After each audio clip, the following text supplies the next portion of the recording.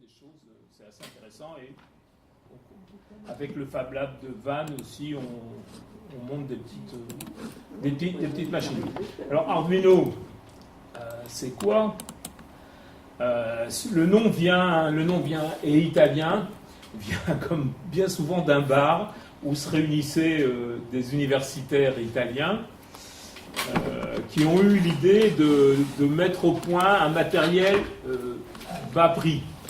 Parce qu'on a toujours trouvé, même il y a 40 ans, des microcontrôleurs qui faisaient beaucoup de choses, des entrées-sorties, qui pouvaient piloter, mais c'était des cartes professionnelles très sécurisées, très performantes et très chères. De plus, les logiciels à l'époque aussi étaient très chers, on ne pouvait pas forcément programmer ça facilement. Donc leur idée, ça a été d'une part de réunir un matériel peu cher, alors de le développer eux-mêmes, de le faire produire en Chine probablement, coup sûr même, et de pouvoir le programmer aussi avec ce qu'on appelle des logiciels open source, c'est-à-dire vous n'avez pas à payer de droits pour utiliser le logiciel. Vous savez que dans les logiciels, il y a une grande tendance à faire de l'open source, c'est-à-dire vous pouvez trouver des logiciels très performants sur lesquels vous ne payez pas de droits. C'est le cas de OpenOffice, je crois, pour les traitements de texte, etc. Et il y en a plein d'autres maintenant. Donc cette conception a abouti, après plusieurs cas, à la mise au point de la carte principale dont on parle le plus souvent, mais il y en a beaucoup d'autres, qui est la carte Arduino dite Uno, dont voici un exemplaire qui marche encore, qui n'est pas grillé. Alors vous pouvez le manipuler, hein, ça risque rien. C'est donc une carte que vous avez là sous les yeux qui permet de piloter des choses, disons, de mesurer et de piloter. Elle est assez simple, composée d'un ce qu'on appelle un microcontrôleur. On verra un peu éventuellement ce qu'il y a un peu dedans. Et de différentes connexions d'entrée-sortie, d'une alimentation, d'un quartz pour piloter le microprocesseur et ainsi de suite. Et d'une interface logicielle pour pouvoir téléverser facilement vos programmes de vente. Une carte comme ça coûte environ 12-13 euros selon les fournisseurs en France, donc en passant par des voies officielles, des vendeurs patentés. Alors, si vous commandez directement en Chine, comme ça peut se faire, vous allez les payer beaucoup moins cher avec un petit risque de devoir payer la douane quand même, au final, si les douaniers vous repèrent ou si vos expéditeurs chinois dissimulent pas vos colis. Bon, ça c'est une question personnelle, on choisit ou pas de travailler de cette façon-là. Mais donc, quoi qu'il en soit, ça reste peu cher. 12 euros pour une carte, on ne peut pas dire que ça ruine. Le logiciel est gratuit, donc après, il y a ce que vous brancherez dessus. Alors, l'intérêt de ce matériel aussi, c'est qu'il y a une certaine facilité de programmation, due à ce qu'ils appellent l'IDE Arduino pour environnement de développement intégré, et en anglais à l'envers, qui va vous permettre de programmer facilement la machine. Avec un éditeur de texte où vous allez taper vos programmes, un compilateur où c'est une phase où les instructions que vous avez tapées dans votre programme vont être analysées par la machine et traduites en langage, en mots compréhensibles par la carte, par le microcontrôleur de la carte. Hein, car le langage qu'on utilise, qui est dérivé du langage C, Arduino, n'est pas directement exécutable par le microprocesseur. Le microprocesseur, c'est un peu bête et méchant, ça comprend que des 0 et des 1, et pas des mots, si vous voulez. Donc il faut à un moment donné traduire les instructions sous forme de mots anglais que vous avez mis, ou français. Il va falloir les traduire en 0 et en 1, en langage dit assembleur, ou encore en dessous, langage machine, pour que la machine puisse les exécuter. Ça, c'est fait automatiquement, vous n'avez pas à vous en soucier, ça marche si votre programme est bien écrit. Et ensuite d'un système de transfert vers un port USB, c'est la grosse prise qu'on voit sous le côté, là, très courante, et qui vous permet donc de transférer facilement vos programmes. Donc on transfère, on pourra faire un essai si vous voulez, très rapidement les programmes. Voici comment se présente le code un peu quand vous êtes obligé de coder. Alors, il faut quand même un peu rentrer dedans. C'est un certain exercice qui est quand même pas facile. Hein. Le langage C qui est utilisé, c'est un langage un peu d'informaticien. mais fort heureusement, on a très peu souvent dans les applications, très peu souvent à coder soi-même quelque chose. En réalité, on va récupérer des codes déjà écrits par d'autres.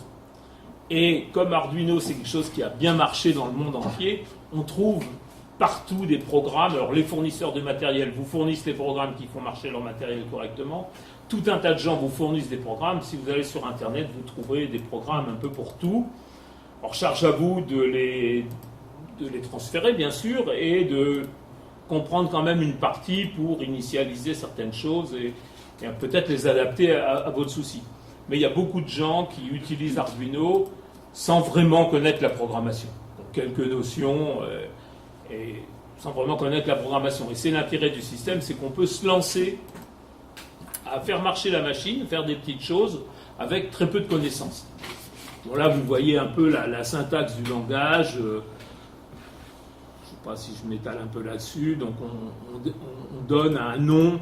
Ça, le LED, c'est le nom qu'on a donné à une patte 13 sur laquelle on aura branché cette LED, qui est une petite diode électroluminescente, là.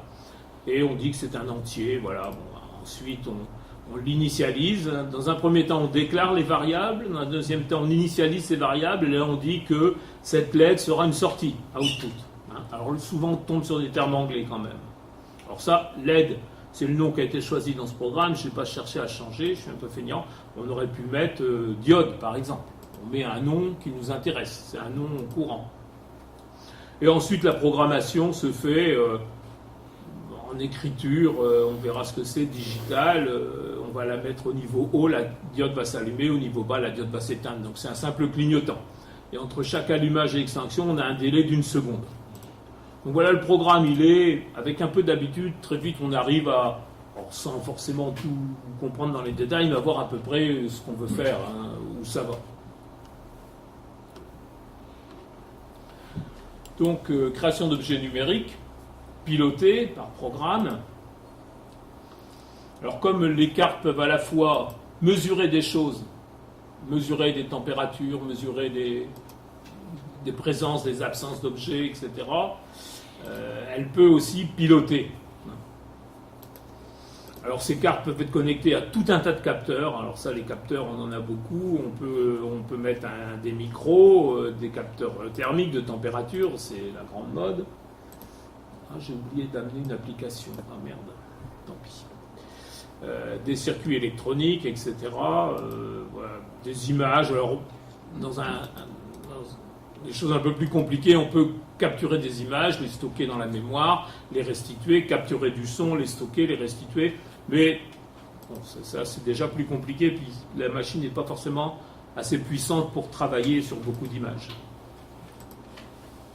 Les applications les plus courantes qu'on rencontre, c'est le prototypage, c'est-à-dire pouvoir réaliser facilement un prototype, une pré-production, une première machine qui va pouvoir travailler comme on a envie qu'elle travaille pour voir si ça marche bien, si c'est faisable, si c'est intéressant, ou quoi. Des machines à faible coût, ça c'est sûr, hein, on voit partout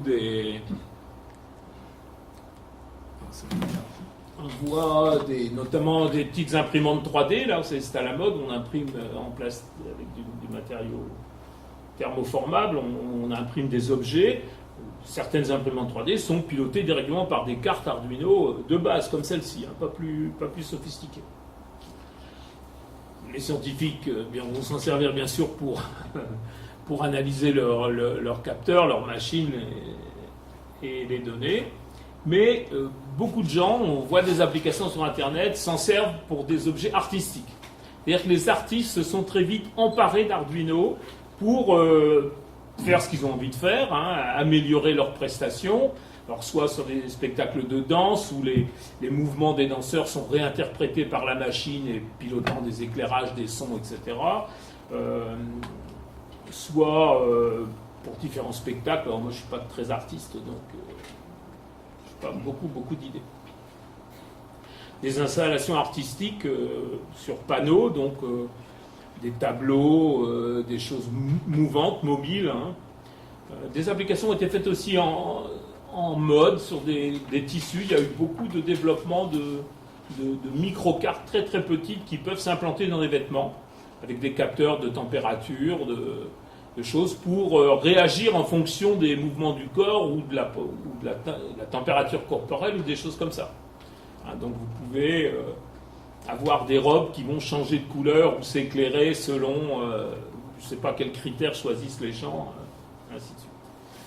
Et en pédagogie, beaucoup pour initialiser les jeunes à la programmation et à ce que c'est qu'une machine programmable et ce qu'on peut en faire et à peu près comment ça fonctionne.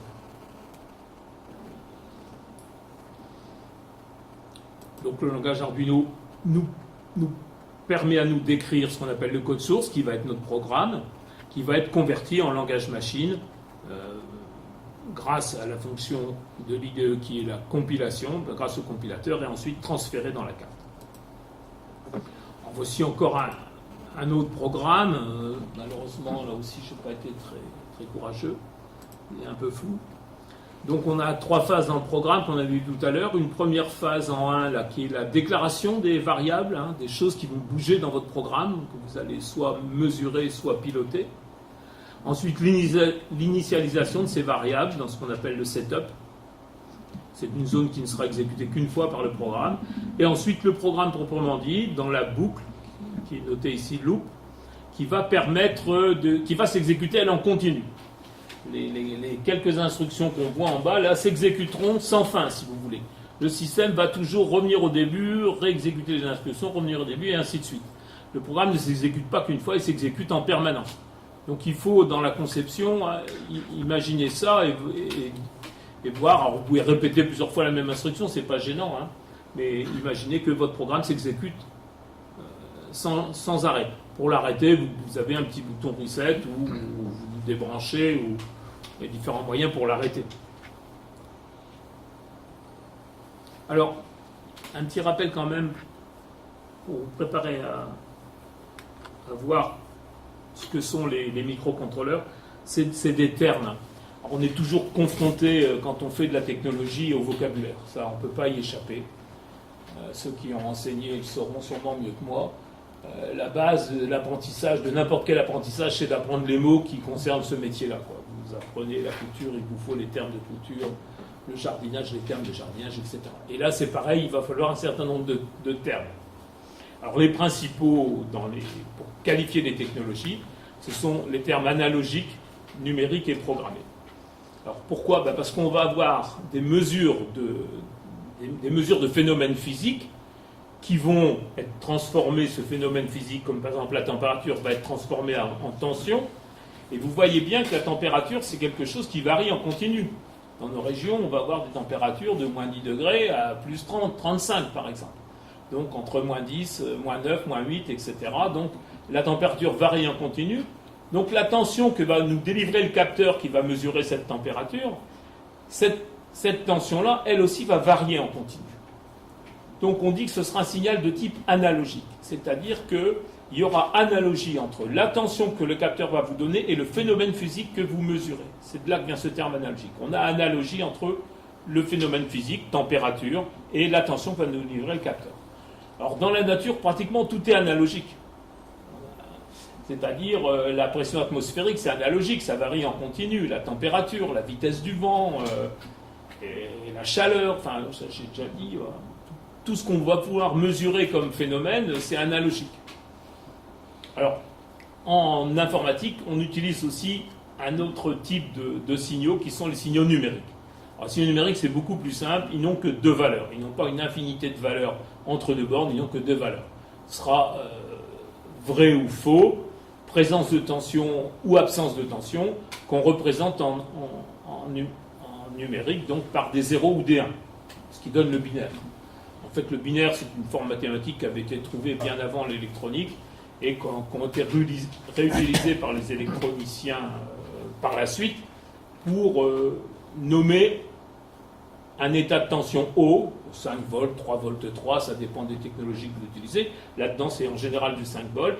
Donc quand vous avez du 5 volts, vous dites « je suis à l'état haut », c'est la valeur 1. Et quand vous avez 0 volts, vous dites « je suis à l'état bas », c'est la valeur 0. Donc vous voyez bien que l'analogique, lui, il y a une infinité de valeurs entre 2 bornes, Et le numérique, il n'y a que 2 valeurs possibles. C'est donc 2 types de signaux complètement différents. Alors en capteur numérique, il y a des phénomènes qui sont quand même d'essence numérique. Par exemple, vous appuyez sur un bouton poussoir, il n'y a pas 36 manières. Votre bouton, il est appuyé ou il est relâché. Donc s'il est appuyé, ce sera par exemple 1, mais ça peut aussi être 0. S'il est relâché, ce sera l'inverse. Quelqu'un passe devant un détecteur, il est devant le détecteur est à 1, il a passé, le détecteur retombe à 0. Donc on voit qu'on va quand même parfois mesurer des phénomènes de type numérique, pas seulement de type analogique. Une porte, par exemple, sera ouverte ou fermée. On se fout de ce qu'il y aura entre les deux, et soit la porte sera fermée, soit la porte sera ouverte. Donc on va parfois avoir affaire à des signaux qui sont de type numérique 0 ou 1, ou parfois des signaux qui sont de type analogique. Alors, quoi qu'il en soit, il faut savoir que la machine, elle, ne connaît que du numérique. Cette machine ne connaît que des 0 et des 1. Elle ne connaît pas autre chose, présence de tension ou absence de tension. Donc quand on va mesurer un phénomène analogique, ce phénomène analogique, dans cette tension analogue à, par exemple, la température, je vais la transformer par une entrée particulière, je vais la transformer par une valeur numérique. Entre 0 et 5 volts, je vais dire, mon capteur me délivre 2 volts 5, 2 volts 6, 2 volts 70, etc. Donc la machine, au final, elle ne travaillera que sur du numérique. Et donc, dernière venue parce qu'on fait du numérique depuis bien longtemps, dernière venue, c'est la logique programmée, où là, ce sont des instructions, des machines relativement intelligentes qui exécutent des instructions. Donc on a commencé par faire du numérique, c'était des espèces de portes et ou NAND, etc. Et puis les gens ont intégré plusieurs portes, etc. pour en faire des machines qui exécutent des programmes. La première machine microprocesseur programmée avait été faite pour répondre à un appel d'offres d'une machine à calculer. Vous savez, vous avez dû connaître ce temps-là, comme moi, où on avait des machines à calculer qui nous ont permis d'éviter les multiplications et les divisions. Et donc, le premier microprocesseur avait été conçu par Intel, je crois, pour répondre à un appel d'offres sur une calculatrice, et ils n'avaient pas gagné l'appel d'offres parce que la machine était trop lente. Mais par la suite, ils ont trouvé d'autres utilisations qu'on retrouve dans nos ordinateurs. Alors voilà, à l'intérieur d'un microcontrôleur, c'est pour arriver à ça. Donc c'était la petite bête noire que vous voyez sur les cartes, là. Alors il y a un processeur, bien sûr, qui exécute des instructions, piloté par une horloge. Alors, par exemple, à l'horloge, quand même, il faut se rendre compte que c'est 16 MHz, c'est-à-dire l'horloge change d'état 16 millions de fois par seconde. Et ce type de microprocesseur exécute une instruction par cycle d'horloge.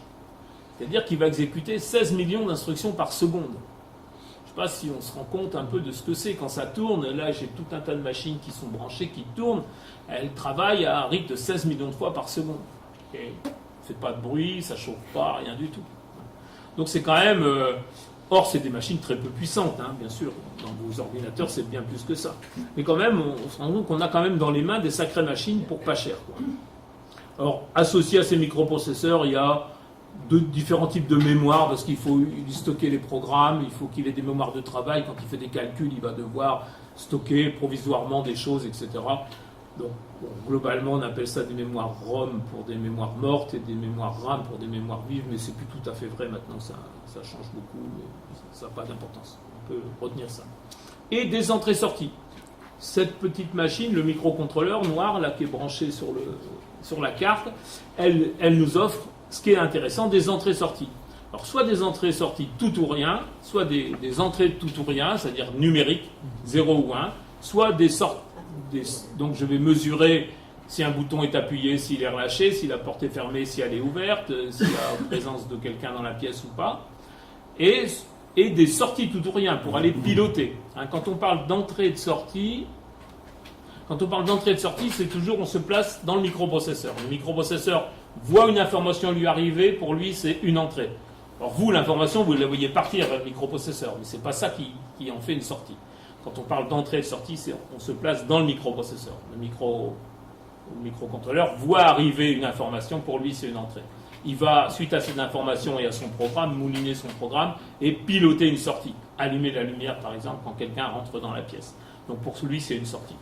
Donc le système possède différentes entrées-sorties tout ou rien. Sur celui-ci, il y en a 13 je crois.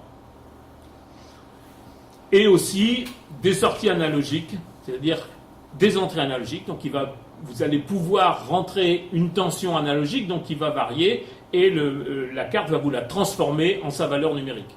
Vous lui rentrez 2 volts 3, il va vous sortir la valeur, je sais pas, c'est sur 1000, codé sur 1000, 250, voilà. Il va vous sortir une valeur numérique qui sera l'image de la valeur analogique que vous avez rentrée. Et aussi des sorties analogiques pour piloter, par exemple, vous voulez piloter la vitesse d'un moteur, et ben vous allez bien lui donner une tension entre 2 volts et 5 volts. Hein, vous voulez, ce que je pilote ici, c'est à peu près tout. Voilà, non, globalement, c'est pour avoir une idée de ce qu'il y a dans la machine quand même. On peut oublier mais il faut savoir que quand on voit sur la carte des entrées-sorties, ben, ça correspond à ça. Numérique, donc tout ou rien, ou analogique, si le phénomène soit analogique. Alors il y a plusieurs fournisseurs de ces cartes. Hein. Il y a Arduino, bien sûr, qui délivre 7 ou 8 ou peut-être 10 cartes différentes, hein, des grosses, des petites, des moins puissantes, des très puissantes, etc. La Mega, c'est une carte beaucoup plus puissante, et les Nano, Micro, c'est des tout petites cartes qu'on peut inclure dans des choses. Il y a d'autres fournisseurs, hein, Adafruit, Raspberry, Ion, etc. Enfin, il y en a plusieurs, donc il faut choisir un fournisseur.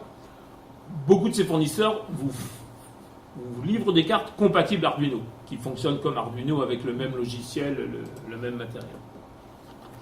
Et enfin, vous avez, et ça c'est important, en plus des cartes Arduino, des cartes qu'on appelle des shields, qui sont des cartes spécifiques pour une fonction bien précise. Là, j'en ai apporté quelques-unes. Par exemple, cette carte-là va vous permettre de piloter des moteurs à courant continu. 2 moteurs à courant continu, je crois, ou un moteur pas à pas. Donc c'est une carte qui vaut un peu plus cher que la carte Arduino, mais qui va vous permettre de piloter déjà avec une intensité assez élevée, de 3 ampères, je crois, permettre de piloter des moteurs en courant continu. Une autre carte va vous permettre de vous connecter facilement par Internet. Hein, vous avez une RJ45 là-dedans, vous branchez ça sur votre box, et par l'intermédiaire de cette carte, elle-même connectée sur la carte Arduino, elles s'en fichent les unes dans les autres, hein, celle-ci aussi. Vous avez la carte Arduino, celle-là, bon, elle a une protection, vous les enfichez l'une dans l'autre et les 2 cartes communiquent. Donc vous empilez comme ça des cartes pour faire différentes fonctions, jusqu'à un certain nombre. Donc celle-ci vous permet de vous connecter par une RJ45, enfin par les câbles classiques, vous connectez sur Internet. Il y a aussi des petites cartes Wi-Fi, mais il y a aussi des cartes qu'on trouve maintenant qui intègrent ça sur une seule carte. La petite carte que j'ai ici, qui est une EPS 8266, je crois, c'est une carte qui possède un microcontrôleur de type Arduino, un peu plus puissant que celui de l'Arduino, et surtout un module qui permet de se connecter en Wi-Fi. Donc sur cette carte, qui vaut aussi, je crois, une dizaine d'euros, vous avez la connexion Wi-Fi, vous pouvez vous connecter sur Internet, et un certain nombre d'entrées-sorties, moins que chez Arduino, il y a 5 ou 6 entrées-sorties tout ou rien, et une seule entrée analogique, au lieu des 6 qu'on a sur Arduino. Mais c'est une carte qui est pas chère et qui vous permet de connecter sur Internet. J'ai plusieurs applications de cette carte-là, on verra tout à l'heure, où je me connecte directement par l'intermédiaire du Wi-Fi. Elle a une petite antenne Wi-Fi qu'on voit ici. Je me connecte sur Internet. Alors, je ne peux pas me connecter directement sur le site ici, mais par l'intermédiaire de mon téléphone. Mon téléphone sert de base et ils se connectent au téléphone, ils vont sur Internet faire ce qu'ils ont à faire. Donc voilà, on trouve tout un tas de matériel. Hein. Des cartes, des shields comme ça, il y en a probablement des centaines différentes. Donc si vous avez un problème, vous avez des cartes aussi qui sont des cartes relais. Il y en a une ici qui vous permettent de piloter autre chose que du 5 volts, mais du 220 volts par exemple. Hein, vous avez des cartes, il y en a de tout type. Hein, ça dépend de votre souci et des problèmes que vous voulez régler. Alors, quelques exemples. Alors ça, le câblage d'une LED, je ne l'ai pas fait. Mais on va voir. Alors, il y a plusieurs manières de travailler. Et notamment, vous pouvez avoir soit le matériel avec vous, auquel cas, Vous câblez votre système, vous câblez avec des planches à pain, là, comme ils s'appellent ça. Je ne les ai pas pris, si j'en ai une là. Là-dedans, vous pouvez enficher des petits composants, des fils, des petits fils, comme on voit ici. Et vous faites votre câblage sans soudure, sans rien. Hein. Vous pouvez faire ça très facilement. Mais vous pouvez donc travailler directement avec le matériel. Alors, l'intérêt, c'est que des fois, on fait des erreurs, on grille du matériel, donc on apprend beaucoup mieux. Mais vous pouvez aussi travailler en simulation.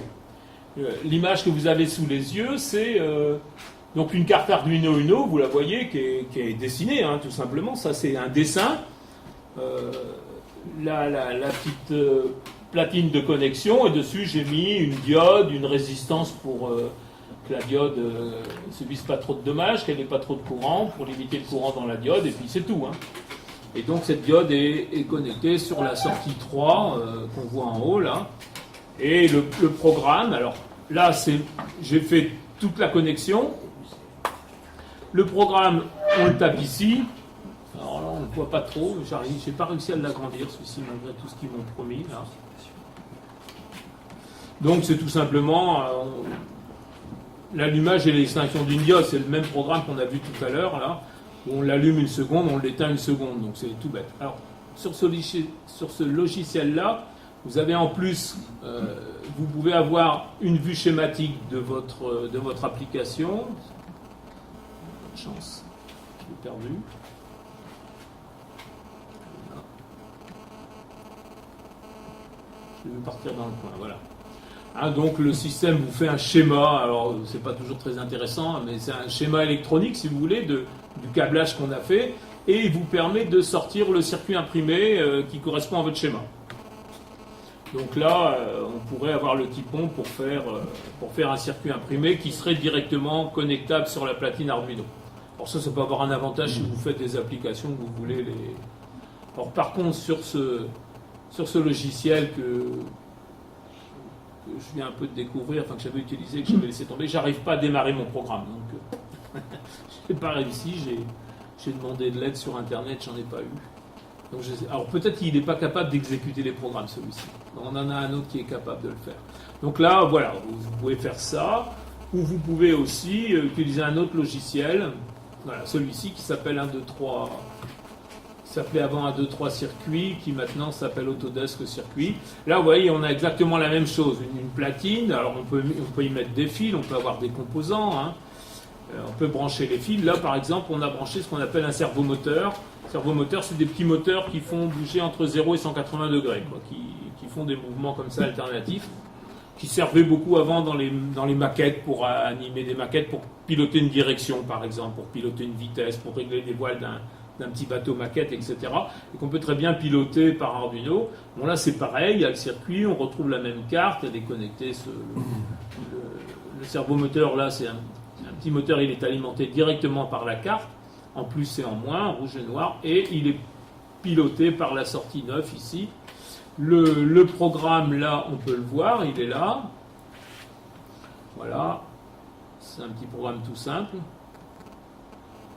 qui va déclarer le servomoteur, l'initialiser, dire que ce servomoteur est attaché à la patte 9, et ensuite on lui fait faire par une boucle for, bon ben ça c'est de la programmation, hein, on lui fait faire tous les pas de degré en degré entre 0 degré et 180 degrés. Donc il va passer de 0 à 180 degrés, degré par degré, et quand on sera arrivé au bout, toutes les 20 millisecondes, ceci, de degré en degré toutes les 20 millisecondes, il reviendra à 0 degré.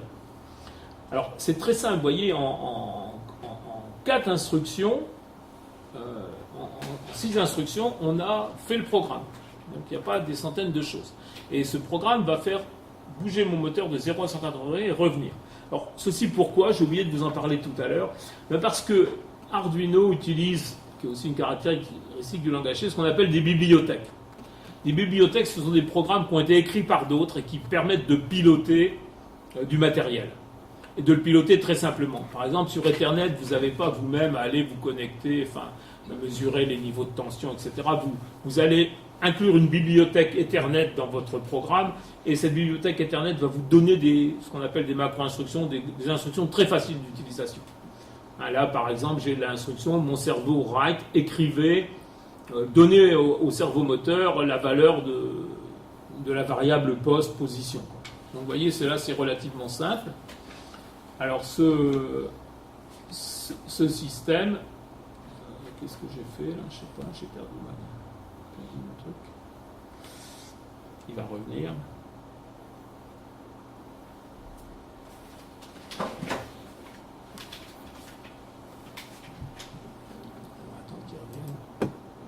On peut le faire exécuter. Un autre exemple, pareil, fait avec le même logiciel, c'était un exercice d'un cours dont on parlera tout à l'heure. C'est censé représenter des feux de carrefour. Vous voyez, il y a un feu rouge, un feu orange, un feu vert pour les voitures et un feu rouge et un feu vert pour les piétons. Avec un bouton de demande piéton, ça c'est un bouton poussoir, donc j'appuierai dessus pour que les piétons demandent le passage au vert. Donc c'est piloté par différentes sorties, là aussi c'est très simple. Le circuit, le code est un peu plus compliqué. Voilà, enfin c'est quand même pas très phénoménal. Donc voici le code qui permet de piloter et d'allumer chacune des lampes rouge, orange et vert pour les voitures et ainsi de suite, avec des sous-programmes en l'occurrence. Donc je ne fasse pas la même erreur de manipulation que tout à l'heure. Donc je peux ce système-là le faire marcher. Il faudrait que je retrouve un troisième, mais voilà, j'en ai un autre. Je ne vais pas faire la même erreur, je vais démarrer directement la simulation sur l'image. Et voilà. Donc là, c'est une espèce d'horloge qui s'appelle horloge de la guerre des étoiles, je crois. Donc là, on voit, on a des afficheurs graphiques et on affiche les secondes. Je crois que c'est Star Trek. C'est Star Trek. Star Trek. Je n'ai pas bien compris son fonctionnement. C'est pas moi qui l'ai fait. On retrouve des boutons là, mais je n'ai pas trop vu fonctionner eux non plus. Donc voilà, vous pouvez donc sans matériel implanter, donc faire de la simulation, implanter des choses. Oui, c'est marqué Star Trek. Alors, il y a plusieurs sites d'apprentissage qui marchent assez bien. Beaucoup de gens se sont lancés dans la formation par Internet sur ce matériel-là, donc beaucoup de profs de technologie dans les collèges, dans les lycées, plus des gens plus intéressés, des vendeurs de matériel souvent, enfin des gens qui développent du matériel offrent aussi des formations gratuites sur Internet, sur leur matériel et sur la programmation, sur Arduino. On trouve beaucoup de choses. Tu peux le prendre en photo ? Oui. Et je crois que le PowerPoint, il est sur le site, normalement. Ouais. Donc vous pouvez retrouver ces différents... Normalement, c'est des liens qui permettent de se connecter. Alors, moi, ce que j'ai beaucoup aimé, ce qui n'existait pas avant, c'est ce qu'on appelle les MOOC, M2OC. On voit ici, qui est une plateforme de formation par Internet qui a été lancée par l'Université française, donc c'est un site très officiel, universitaire, qui s'appelle FUN pour France Université Numérique. Et c'est un site qui offre des formations qui sont très bien faites dans tous les domaines universitaires. Médecine, sociologie, histoire, ethnologie, mathématiques, économie, enfin il y a 300 ou 400 cours qui sont offerts comme ça, sur lesquels vous pouvez vous inscrire gratuitement. C'est des cours qui durent entre 2 et 8 semaines. Vous avez, selon les cours, plus ou moins d'heures de travail par jour ou par semaine, mais c'est une plateforme très, très performante et qui vous permet de... Vous avez des séquences vidéo par des profs qui sont assez bien faites, derrière des petits quiz, des petits questionnaires pour voir si vous avez tout compris de la séquence, plus souvent des travaux pratiques avec des simulateurs aussi, comme ça, dans différents domaines. Vous pouvez faire de la programmation, il y a des cours de programmation en C, des cours en Java, il y a quantité de choses sur ces plateformes. C'est des cours très sérieux, très bien fait, souvent d'un niveau quand même assez élevé. Ils ne sont pas toujours pour débutants, encore que sur Arduino, vous pouvez démarrer avec ça sans aucun problème. Sur cette plateforme Fun, il y a eu un cours aussi très sympa qui a été fait par l'école des Gobelins, qui est une école d'art à Paris, qui est un cours qu'ils ont appelé Arduino, qui s'est déroulé l'année dernière pour la première session, mais qui va redémarrer cette année, où l'école des Gobelins, pour ses propres étudiants, donc étudiants en art ou en artisanat d'art, forme en Arduino, donc de façon plus simple que ne le fait éventuellement l'université française, un peu plus proche du terrain. Et c'est eux qui ont mené leurs étudiants à faire une fleur connectée que vous voyez ici, que j'ai réalisée chez moi à Metz, pour surveiller un cadeau de ma femme, le cactus qu'elle m'avait offert pour mon anniversaire. Et donc j'ai branché sur ce cactus un capteur d'humidité qu'on voit dans le pot là. Ça c'est un capteur d'humidité qui mesure le degré d'humidité du pot. Il y a à côté un capteur de température, c'est le petit truc noir qu'on voit ici là. Et il est branché, on voit, alors en dessous on distingue la carte Arduino, au-dessus le shield Ethernet qui a circulé tout à l'heure, qui est là, branché directement dessus, et le câble jaune du fond, le câble jaune qui est ici, va directement de l'extension Ethernet sur ma box numéricable à Metz. Et je récupère, en allant me connecter directement sur ma box avec l'adresse IP 212, alors il ne faut pas le W devant, je crois, 212, 198, 106, 91, je récupère la température qu'il y a dans la pièce, vous voyez là il faisait assez chaud, 28 degrés, et le degré d'humidité qu'il y a dans mon pot. Alors malheureusement ça a arrêté de marcher là, je pense que mon cactus s'est vexé d'être abandonné pendant 2 mois. La fois dernière il est dans le lavé. Hein. La dernière fois il avait bien marché. Mais là je regardais, il n'y est plus. Non, la box refuse la connexion. Donc j'ai demandé à un voisin d'aller redémarrer ma box, mais ça n'a rien amélioré. Donc je pense que maintenant mon cactus est crevé. En vrai, c'était marrant, quoi. Et ça, c'est l'exercice du cours Arduino donc de l'école des Gobelins. Donc là, on est guidé pas à pas. Moi, j'y connaissais rien. Internet, tout ça, vraiment, pour moi, c'était du chinois. Mais il donne des exemples de programmes. Il donne le programme plus ou moins fait, quoi. Hein. Donc on a... À la limite, j'ai pas fait grand-chose là-dedans. J'ai assemblé, j'ai un peu... Plus dur, c'était de régler la box Ethernet, parce que quand on rentre là-dedans, on ne sait jamais comment on en ressort. Hein. C'est toujours un peu compliqué. Bon, alors voilà ce que je retrouvais sur mon téléphone. Et ça me permettait à distance de faire d'aimables reproches à mon épouse qui était restée là-bas en lui disant « Tu négliges mon cactus ». Je prétendais que non, mais je voyais bien quand même qu'il était à 0 là. En fait, sur cette photo, puis j'ai modifié la photo pour mettre un peu de bleu, mais il n'y en avait pas. Il était à 0. Voilà. Un des exemples. Alors j'en ai fait d'autres parce que j'ai des vieilles lunes comme ça de vouloir faire des choses depuis longtemps. Donc un petit truc marrant, si vous voulez, là, vous pouvez peut-être vous approcher pour voir fonctionner le matériel. C'était l'objet auquel on aboutissait au cours, un MOOC fait par l'école des mines de Paris, Mines Télécom. Et donc il donnait les plans, il donnait les fichiers pour faire cette petite boîte avec une crémaillère qu'on voit ici. Dedans il y a un moteur pas à pas, comme celui qu'on a vu fonctionner à l'écran. Une roue qui entraîne une roue dentée qui fait bouger la crémaillère. Et cet objet-là, dedans il y a le petit truc Ethernet là, qui est marqué HS, qui est grillé, que j'ai grillé celui-là.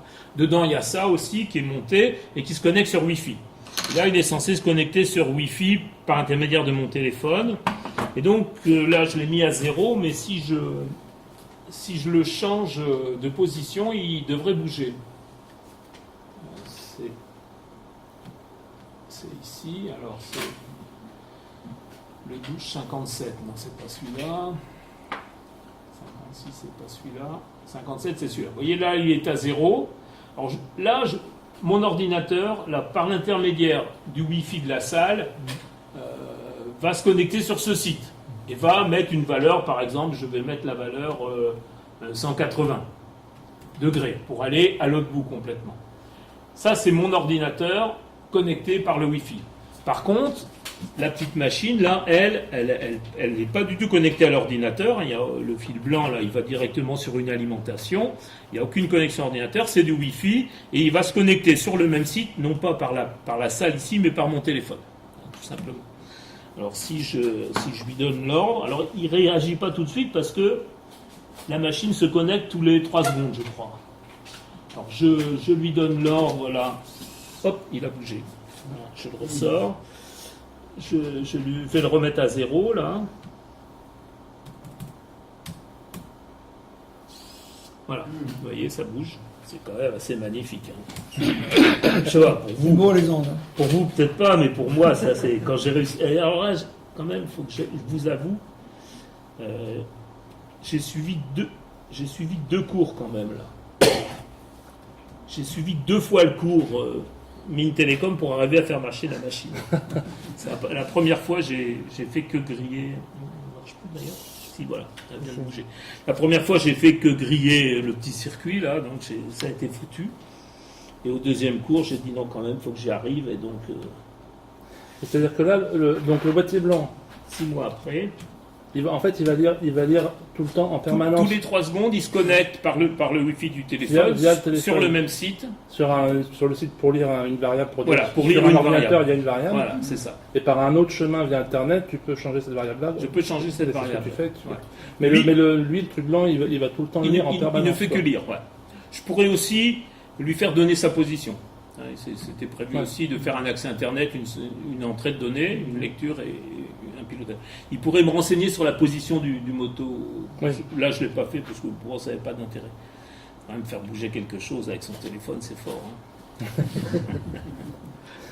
Alors, les profs s'étaient bien amusés à faire ça parce que c'est quand même un bel objet en 3D. Là. Il paraît qu'ils ont fatigué pour le faire. Il est assez beau. Et alors, ils prenaient des exemples où ils faisaient tomber leur thé dans le sachet de thé dans leur bol, etc. Puis ils ont fait plein de petits gadgets avec. Je peux vous l'ouvrir. Donc voilà, il y a la crémaillère et le petit moto, le petit servomoteur et la carte qu'on voit là. J'ai un peu de mal à la mettre, donc je ne peux pas l'enlever. Et la carte comme celle qui a circulé, qui est dedans, tout simplement. C'est la Wi-Fi, celle-là. Ça, c'est la Wi-Fi. Ouais. Ça, c'est la carte Wi-Fi, c'est la même que celle-ci. Donc, on a une petite antenne Wi-Fi, elle se connecte. Une des applications. Une autre, c'était là aussi, bon, c'est un peu, moi, je suis un peu technicien, donc c'était pour explorer un peu le domaine du possible de cette machine. J'ai un petit moteur à courant continu, là, qui est un peu minuscule, que pareil, je vais piloter par la même carte qu'on voit ici. Voilà, donc c'est bien la même carte qui va se connecter sur Wi-Fi. Ben, je vais vous la montrer, j'ai une caméra, tiens. Et un petit montage avec un transistor pour aller... Parce que la carte n'est pas capable d'alimenter le moteur, donc il y a un petit transistor qui, avec une alimentation extérieure, là, que j'ai récupéré. Transistor inconnu, 2222. Donc il va faire tourner le moteur. Alors ça, le moteur, c'est le 55, je crois. Bon, je pourrais le piloter aussi avec le téléphone un peu. Je pourrais aussi le piloter. Donc là, alors là, je l'ai piloté. Moi, c'est moi qui ai fait un petit code dans mon programme en pourcentage de sa vitesse maximum. Donc si je dis 80, il devrait pouvoir démarrer. Voilà, vous l'avez entendu. Je vais quand même essayer ma caméra parce que c'est très bien aussi ça. Ah oui, c'est chouette ça. Ouais, c'est top. Voilà. Donc on voit le petit moteur, vous l'entendez surtout hein, comme il vibre un peu sur la table. Donc on voit la carte, la petite platine avec un transistor, puis j'ai essayé de filtrer un peu le signal, mais je crois que ça sert à rien. La lime qui vient de... Ça c'était la lime qui vient d'ici, c'est un truc récupéré que j'ai volé à mon voisin d'ailleurs. Et le petit moteur qui tourne là, donc à 80% de sa vitesse maxi. Je pourrais lui en donner un peu plus, parce que j'ai encore la main en dessous. Ouais. Ça coûte combien une caméra comme ça 25 ou 30 euros sur Internet. Ah ouais, Pas cher, un câble de 5 mètres. Je peux lui donner donc 90% de sa vitesse.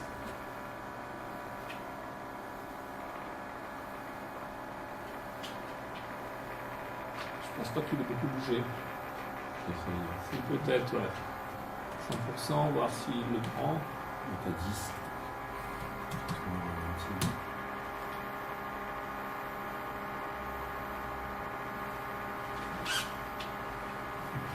C'est pas flagrant. C'est pas flagrant. Tout à l'heure, il marchait mieux. Oui, il va vite pour le mettre. Bon, je peux le couper aussi. Hein.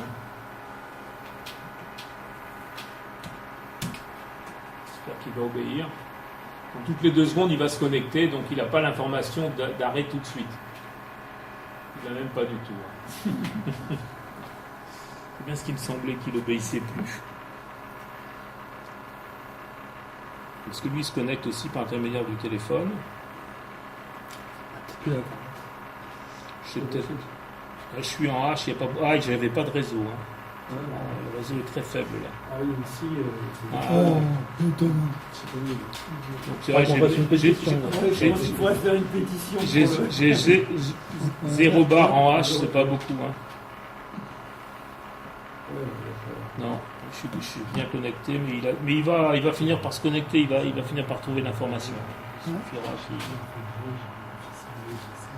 il va finir par se taire. Voilà. Donc, vous voyez, le temps que les octets arrivent jusqu'à Dame Tant que Blanc. les octets arrivent jusqu'à Dame Blanc. Donc ça, c'était l'appli moteur à courant continu. Bon, je suis pas sûr qu'il y ait beaucoup d'usage de ça. Hein. Et là, j'en ai fait une autre qui concerne un peu plus les objets connectés, qui est un peu plus simple même, on peut dire. Là, je vais piloter des entrées-sorties tout ou rien, c'est-à-dire des sorties tout ou rien. Soit je vais mettre ma sortie à 0, soit à 1.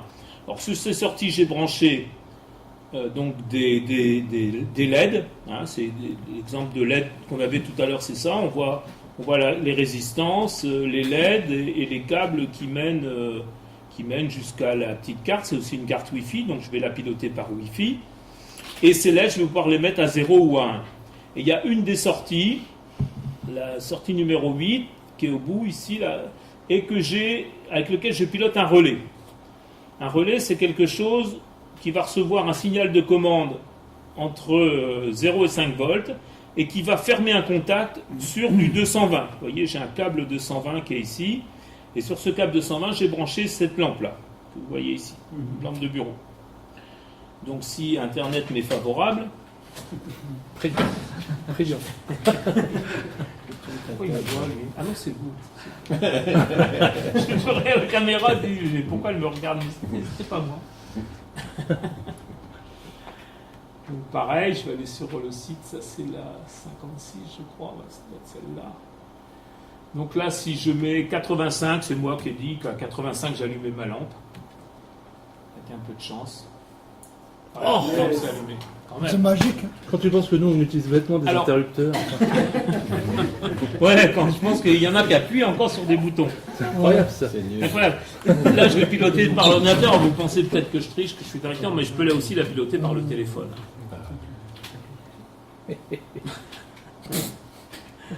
Je vais faire pareil sur le téléphone. J'ouvre le même site, s'il veut bien. Simulateur de présence. Ouais.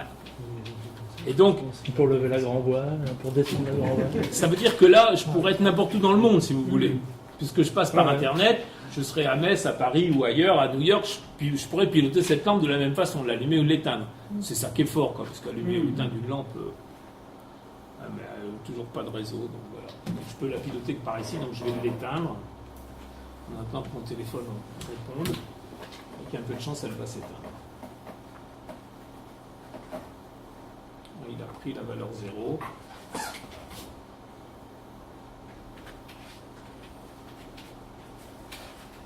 Ouais, mais c'est pareil, comme il Ouais, passe c'est par pas- le téléphone, s'il n'y a pas de réseau, il va avoir du mal. Mais il va finir par la prendre.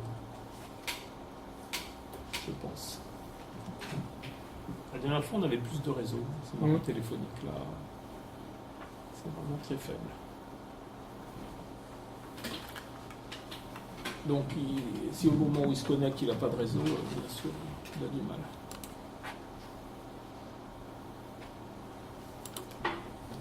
Donc voilà, alors j'ai 8 sorties, je pourrais le piloter si je fais 7, c'est moi qui ai décidé qu'à 7 je faisais un petit chenillard, c'est-à-dire que les diodes s'allument et s'éteignent les unes derrière les autres. Mais...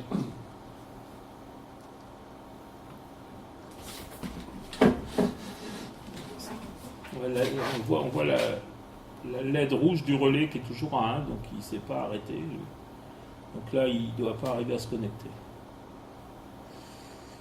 On n'a pas assez de réseau. Non, j'ai plus de réseau du tout.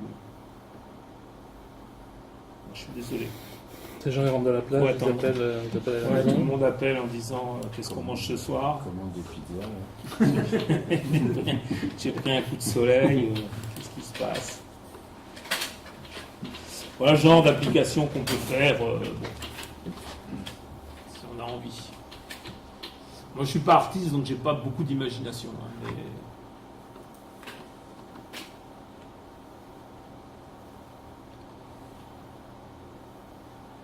Ça s'appelle comment cette caméra? Je sais pas. J'ai pas amené la doc là. Mais je pourrais retrouver le site parce que c'est mon voisin qui l'a acheté, il l'a acheté en Chine. Ouais. On peut retrouver le site. J'étais allé à l'époque sur le site voir les prix, ça m'avait semblé un peu cher. Celle-ci a beaucoup de fils, il veut explorer, il a un problème d'écoulement dans sa maison. Pas le dégoût qui marchait pas, donc il l'a acheté pour aller regarder. Dans les tuyaux. Parce que ça Elle marche est pas. étanche en plus. Ouais. Ça marche pas mal quand même. Hein. Vous voyez, on voit, Ouais, puis c'est assez on voit la salle, quoi. C'est impressionnant. même. C'est même impressionnant. C'est-à-dire qu'on peut voir de loin. Je vous mets la tête à l'endroit quand même, parce que sinon vous allez avoir le mal de mer. Non, pas les marins, mais les autres. Hein. Donc elle a quand même une relativement bonne définition. Bon là, elle est un peu éclairée. Et vous pouvez voir de relativement de près aussi. Vous Faire voyez. toi-même ta coloscopie. Je ne vais pas faire ça. On s'est plutôt l'estomac dans un premier temps. Vous pouvez bien en faire ce que vous voulez. Hein. Vas-y, Jean, tu nous diras. Mais tu nous la prêtes pas, mais tu nous la reprêteras pas ta caméra. Ça, c'est une caméra endoscopique, ouais, mais... Oui, c'est quelque chose. Endoscopie.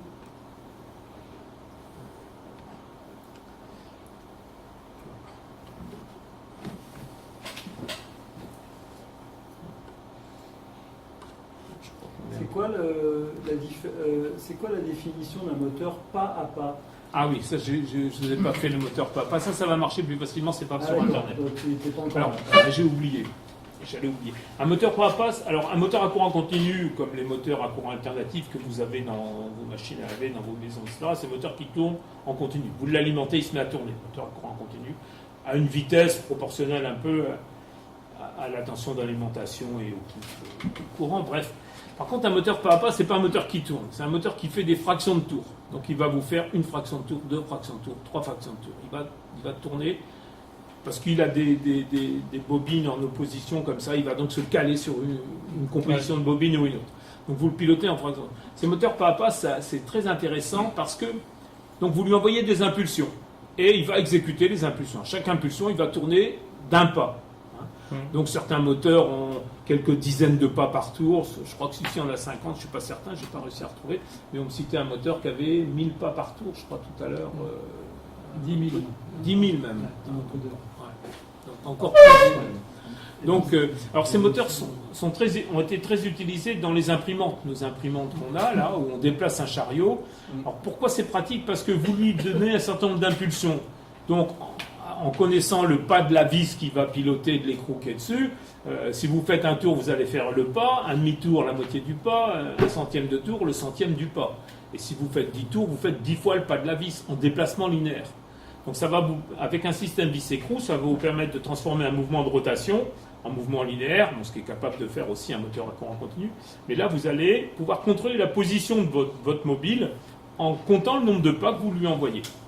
Donc, vous envoyez 10 pas, il va se déplacer de temps. 100 pas, de temps, et ainsi de suite. Et surtout, vous n'avez pas à contrôler s'il a vraiment déplacé ou pas. Parce que sinon, c'est beaucoup plus compliqué d'aller contrôler la position d'un mobile quelque part. Il faut des capteurs sophistiqués, c'est compliqué à analyser, etc. Là, vous vous contentez d'envoyer un certain nombre d'impulsions, le moteur se déplace et vous supposez qu'effectivement, il est bien arrivé en position. Et c'est le genre de moteur qu'on a dans nos imprimantes. Quand vous voyez les imprimantes, les chariots des imprimantes se déplacer, de lettre en lettre, etc. C'est ce type de moteur-là. C'est pour ça que les imprimantes ne sont pas très chères, parce qu'il n'y a pas à contrôler la position. Simplement, on pilote le moteur et en général, ça marche. Et toutes les imprimantes 3D qu'on voit partout, là, dans les Fab Labs, c'est pareil. On est ce qu'on appelle en boucle ouverte, on ne contrôle pas le retour d'information. On donne un ordre, on suppose que le moteur a exécuté l'ordre, on n'a pas à contrôler son retour. Alors là, ça c'est un truc qui m'intéressait depuis belle lurette. J'ai une petite application. On va faire marcher la caméra. Là, il n'y a pas d'internet, hein, donc il n'a toujours pas démarré. Donc là c'est une. Oui. Ah ouais, Oui, non, il est toujours pas. Cécile a fait un rail de. Ah, il a fait un rail, donc s'il a fait un rail de trucs, c'est qu'il a réussi à se connecter au moins une fois. Ouais, Voilà. Là, c'est parti. Non, mais il va repartir. Il fait un rail à chaque fois que tu vois la. Oui, à chaque fois qu'il va se connecter sur le site, je lui dis d'allumer toutes les diodes les unes derrière les autres. Ouais, un octet est arrivé. Un octet est On arrivé. allume bien l'ordre. Un autre octet va revenir. Bon, ça, je me suis amusé à allumer les diodes. Bon, c'est tout simple. Hein. Mais c'est marrant parce que ça arrive alors. Je croyais que tu avais éteint pour la lampe et la lampe. Ben, alors, il n'a pas pris d'extinction. Il faut que Ouais. je lui donne. L'extinction, je vais lui donner. L'ordre d'extinction, il ne l'a pas pris. Je me reconnais sur mon site. C'est sûr que c'est peut-être un site qui est de l'autre côté de l'Atlantique. C'est le même problème. Je crois qu'il est à l'école des mines à Paris. Ah bon Si c'était pas Autodesk. Enfin, on va laisser la lampe. Parce que j'ai un interrupteur quand même. Il faut que ça marche. À l'ancienne, Ça marche. aussi. Non, mais là, tu repasse en manuel. Là. Là, je passe en manuel parce que l'automatisme nous trahit. Ouais, non, bah, c'est quand même une belle illustration de la différence justement entre la commande Ouais. numérique et puis Voilà, en manuel, on est sûr de ce qu'on fait. En numérique, Alors, voilà l'application là, que j'ai faite pour le. Alors, voici le moteur pas à pas. Alors, ça, c'est un moteur pas à pas un peu particulier. C'est-à-dire, il est à axe creux. Hein, d'habitude, les moteurs ont des axes qui dépassent et qui tournent. Je crois qu'on en a amené un pour vous montrer. Donc, ça, c'est un axe creux ici. Donc, je n'ai pas pris. Donc, c'est un moteur à axe creux dans lequel j'enfile une vis. Vous voyez, la vis est là, avec son pas, et je vais la mettre dans le moteur. Je ne vais pas me tromper de sens, voilà. Je l'enclenche dans le moteur, et à l'intérieur du moteur, il y a un écrou qui va tourner d'un certain nombre de pas. Et l'écrou, si j'immobilise la vis, va donc se déplacer sur la vis, ou la vis va se déplacer dans l'écrou à partir du moment où la vis ne tournera pas. Et donc là, par intermédiaire, ce moteur est piloté par une carte que j'ai achetée avec le même chez le fournisseur du moteur. On voit la carte à côté là qui permet donc de démarrer le moteur, de l'arrêter. On lui envoie une fréquence horloge tout simplement. Hein, et cette fréquence horloge est exécutée par le moteur. Voilà, j'ai écrit un programme qui m'a demandé quand même un peu de sueur là. Je sais. Ça, c'est le programme. Donc, on va voir à côté sur ce qu'on appelle un terminal de... Vous voyez, là, c'est ce qu'il me dit. Vous allez voir, je fasse ça, je relance. Il n'y a rien. Et la carte me dit, voilà le moteur. C'est moi qui ai rentré les caractéristiques. Il y a une vis de 28 cm, une vitesse maxi de 35 mm par seconde, au-delà de laquelle le moteur ne marche plus, et une vitesse mini de 0, donc on peut le faire marcher lentement. Et dans mon programme, alors je rentre, vous voyez, dans le pas par le nombre de millimètres par pas. Ça, c'est une donnée du constructeur. Donc, ce moteur fait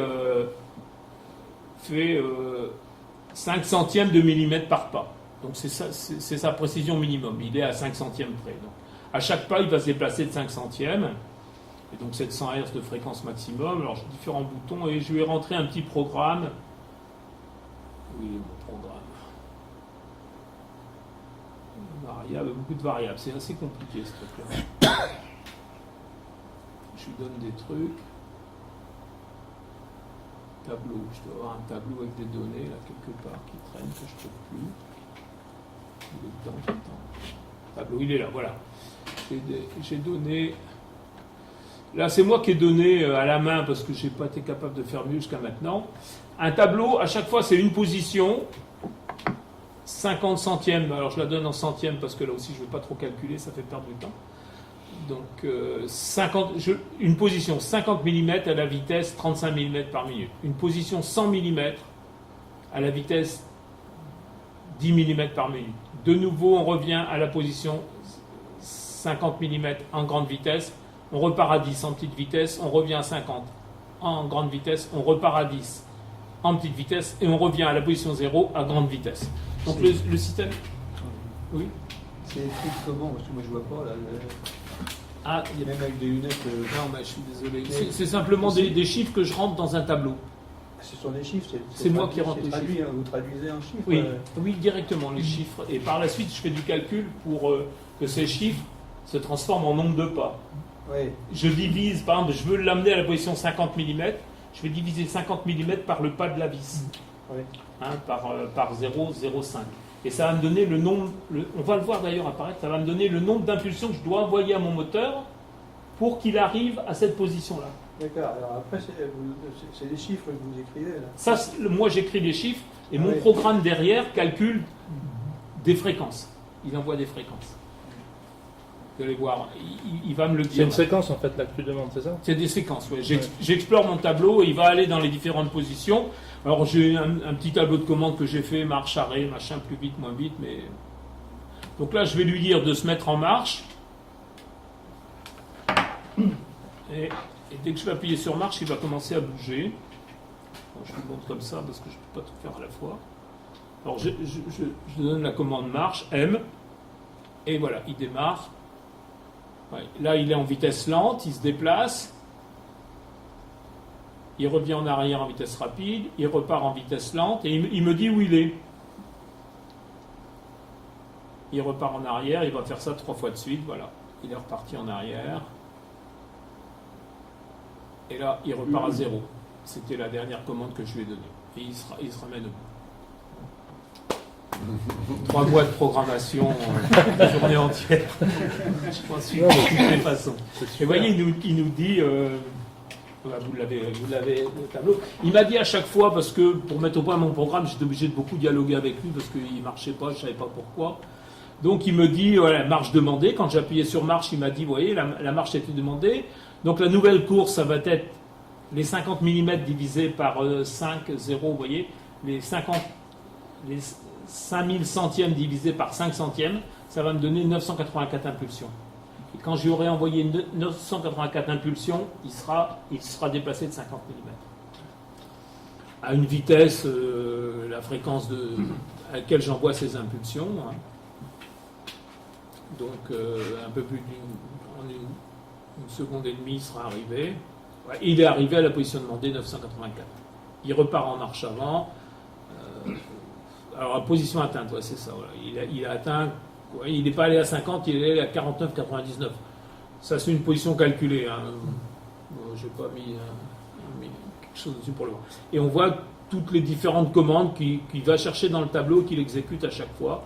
Donc, et la dernière, qui est tout en bas, il revient à 0, vous voyez. Donc, il va à moins, la commande, ça va être moins 1968 impulsions, donc il revient en arrière à la vitesse maximum, 689 Hz, et il arrive à 0, d'après lui.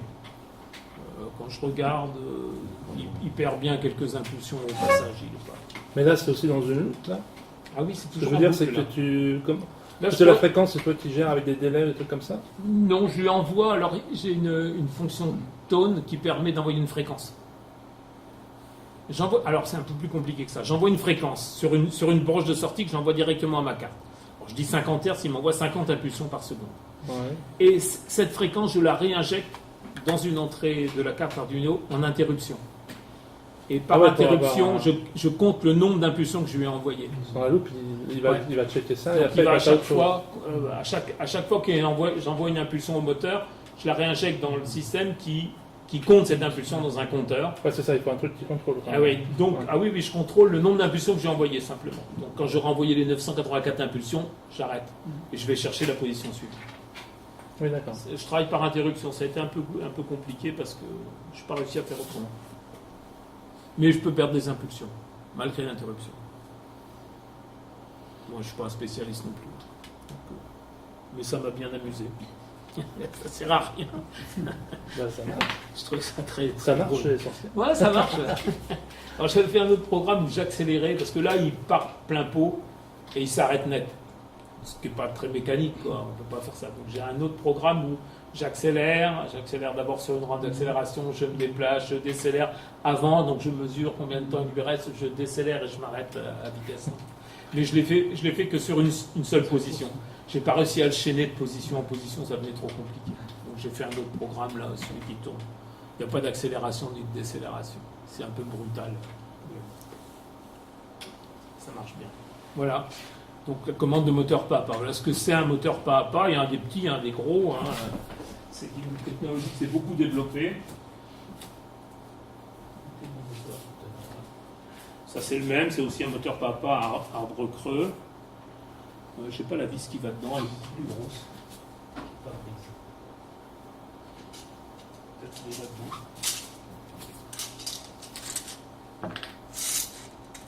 Voilà. Donc oui, si vous rentrez la vis là-dedans, vous allez voir qu'elle se visse.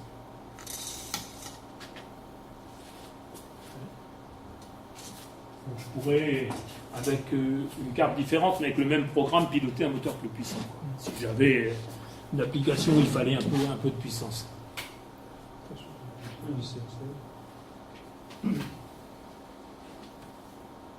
Alors par contre, là, à chaque fois que je le démarre, il faut que je bloque la tige, parce qu'il faut bien que si la tige tourne avec le moteur, il ne se passe rien, quoi. Donc je vais faire une boîte avec un truc qui va bien là. La prochaine fois, peut-être demain soir au Fab Lab, si j'ai le temps de faire le programme. À Vannes, tu fais partie du Ouais. Fab Lab dedans. J'ai vu que tu avais posé la question d'ailleurs sur la liste. Sur le freezing, là, je n'ai pas réussi à m'en sortir. Mais peut-être qu'il n'exécute pas, c'est pas impossible. Donc le but de ça, c'est bien sûr, c'est que vous ayez une idée de ce que c'est qu'Arduino, de ce qu'on peut en faire, quelques exemples, mais bon, je suis pas... Et si ça intéresse des gens Ah voilà, c'est fini. Si ça intéresse des gens de suivre un prochain cours qui démarre en septembre, vous l'avez noté, je crois. Voilà. Le premier cours programmé avec Arduino sur la plateforme Fun. Je vous encourage à aller voir, parce que si vous êtes passionné par la physique quantique, par l'ethnologie en Basse-Provence, par les recettes, enfin, il y a des centaines de cours. C'est vraiment extraordinaire. Pour moi, c'était une révélation, ces cours. Ils sont très bien faits en plus. On arrive à apprendre des choses, ce qui n'est pas évident sur Internet. L'apprentissage sur Internet, ça ne vaut pas un prof en général, mais là, comme il y a des vidéos, ça marche. Donc le premier cours démarre le 12 novembre. 12 septembre jusqu'au 3 novembre. Ensuite, le deuxième va de novembre en janvier, et il y en a un intermédiaire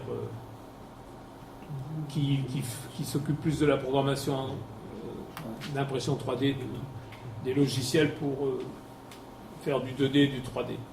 Le 2D, ça va à peu près, je l'avais suivi, on arrive à faire quelques trucs, mais le 3D, alors là, c'est compliqué.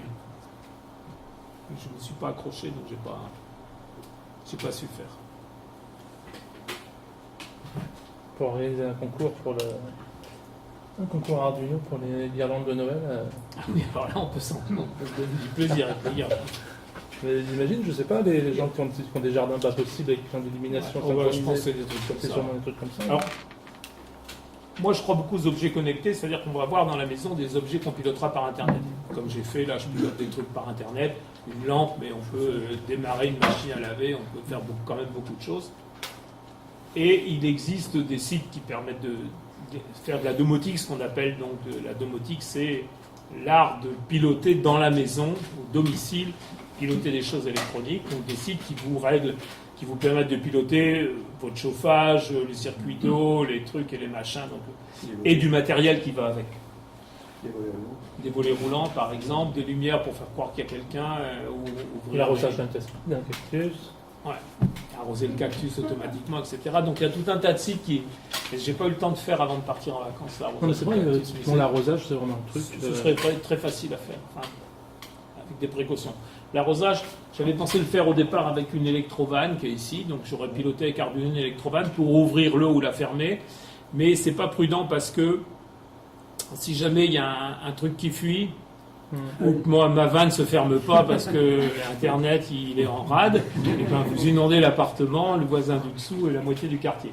Donc il faut une pompe en fait. J'ai une petite pompe, donc il faudrait un seau d'eau ou une réserve d'eau, une pompe immergée dedans, et c'est la pompe qui vient arroser le cactus. Comme ça, si jamais vous arrosez trop, vous arrosez que les 10 litres du seau d'eau, donc a priori vous sauvegardez à peu près votre réputation dans le quartier. Oui, donc il y a beaucoup de choses pour les objets connectés en domotique. Alors, Decide vous offre, avec du matériel, vous offre le moyen de le faire, mais je pense que beaucoup de gens aussi, ça peut être intéressant de le faire soi-même, quoi, d'essayer de connecter quelques trucs. Quoi. Par Wi-Fi, c'est assez facile. Enfin, quand on a du réseau, je sais pas. Ouais, parce qu'en fait, c'est du matériel qui coûte pas cher. Ça coûte vraiment pas cher. Mais dès que t'es passionné, t'en achètes plein. Alors oui, alors je me suis limité parce que j'ai Parce qu'en fait, t'achètes plein de petites. J'ai plein de un- machin. un léger conflit avec mon épouse. Elle, c'est les bouquins. Donc, je lui avais déjà dit avant, pas plus de 100 € de bouquins par mois quand même. Ça commence à bien faire, et elle m'a dit la même chose. Elle m'a dit pas plus de 100 €. Donc, j'attends la fin du mois pour recommander du matériel. Juste le retour d'échange. Ouais. Faites bonne guerre. Ça lui a pas trop plu, mais bon, elle a accepté quand même. Ça semble. Ah non, faut pas que je passe par ici. Tu poses pas de lien, chacun ses comptes. Ouais, exactement.